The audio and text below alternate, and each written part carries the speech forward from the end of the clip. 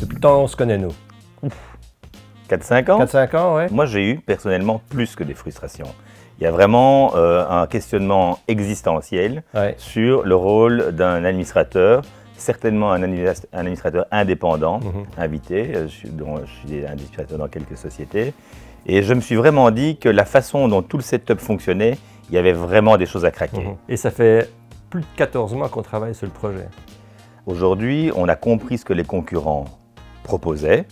Ce sont des builders d'agenda, ce sont des solutions qui permettent de conduire un board en digital. Efficace, hein? C'est efficace.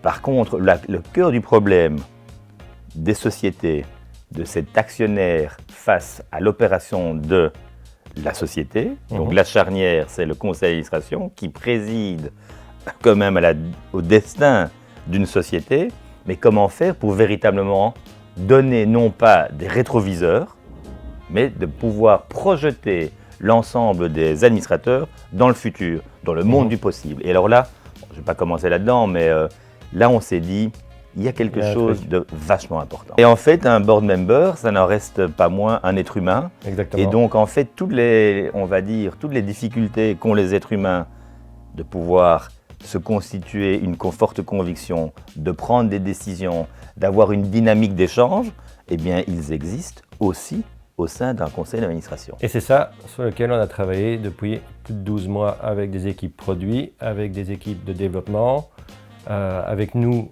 dans le produit également. Et aujourd'hui, en fait, si on devrait résumer ce produit, je dirais effortless, quoi d'autre? Intelligence et capacité. Comment est-ce qu'on augmente l'intelligence des board members? Comment est-ce qu'on contribue à alimenter leurs capacités? Pourquoi les capacités? Parce qu'on est dans un monde qui change. On a un certain nombre d'interviews dans notre Governor Show qui ont vraiment montré que le monde est en train de changer, géopolitique, innovation, intelligence artificielle, politique, sociale. Donc il y a véritablement des forces que le board member doit comprendre. Sinon, comment voudra-t-il présider au destin de son entreprise correctement? C'est évident. Et alors également en matière de gouvernance. Et donc, étant donné, j'ai mentionné là, tout à l'heure l'Education Tech, pour nous c'est très important d'aller véritablement à la construction d'un board member beaucoup plus capable, d'une part, et à côté, qui soit en mesure de pouvoir prendre les bonnes décisions dans une dynamique de groupe et en gardant toujours le contexte de la société. Le problème, c'est évidemment toujours se remémorer ce qui s'est passé au board d'avant. Et donc une perte de temps pendant au moins la première heure du board à se dire on va relire les minutes, on a bien approuvé tel ou tel board resolutions, etc. Bref, on perd du temps, on regarde derrière. Il ne se passe pas grand-chose finalement. Non. Et c'est là où tu as raison, c'est insuffler du contenu vers le user, de l'intelligence vers le user. De l'information concurrentielle, marché, etc. Et ça, c'est aussi un truc qu'on va craquer avec Govern, c'est cette partie contenu qui est très importante. Tout ce qui est partage et gestion de la connaissance. Or ça, il y a un trou béant dans les solutions actuelles. Comment est-ce qu'on peut gérer la connaissance pour le persona qui est le nôtre. Absolument. Et puis, tu te souviens de cette conversation qu'on avait eue avec ce talent extraordinaire qui est dans des boards également, qui nous disait « cette conversation n'a jamais existé ». Aujourd'hui, figure-toi que dans les discussions que j'ai eues récemment, ils utilisent WhatsApp. Très bon outil, apparemment sécurisé. Et donc, pour un board, il y a des groupes WhatsApp, puis des sous-groupes WhatsApp entre lead investor, administrateur, shareholders, le chairman avec le CEO, etc.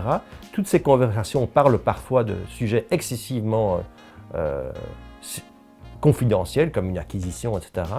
Et ça se passe dans WhatsApp. C'est en fait déconnecté de leur univers de gouvernance. Tout ça dans un contexte qui n'est pas vraiment une sorte de workspace, d'environnement de travail, qui soit un cocon dans lequel un board member puisse se mettre comme un moine quelque part dans sa cellule. C'est vraiment ça qu'on veut créer, où il se met dans son cocon. Il a exactement tout l'information dont il a besoin de façon effortless. Et donc, en gros, aujourd'hui, le produit, il est là. Grande fierté. Je pense qu'il y a une grande fierté, aussi un apprentissage sur comment aller dans le détail dans un produit. Je pense que c'est pour ça qu'aussi nous sommes complémentaires et qu'on fait une équipe. C'est qu'on a chacun nos avantages qui se complémentarisent. Et ça, je trouve que c'était une chouette aventure personnelle avec toi. Et c'est pas fini. Hein, et c'est pas fini. Après, et on lance le produit là dans les jours qui viennent. Dans ce produit, on a véritablement mis le focus sur ce qui fait la différence, garder le contexte, augmenter les capacités du board, faire de sorte que les dynamiques de prise de décision, de communication, de collaboration fonctionnent parfaitement bien.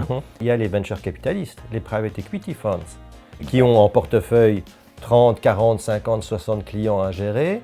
Ils sont soit majoritaires, soit minoritaires. Mais quel outil fantastique pour eux de gérer l'ensemble du portefeuille avec une solution unique, multi-board, qui leur permet d'avoir accès à l'information et de pouvoir échanger sur tous les sujets.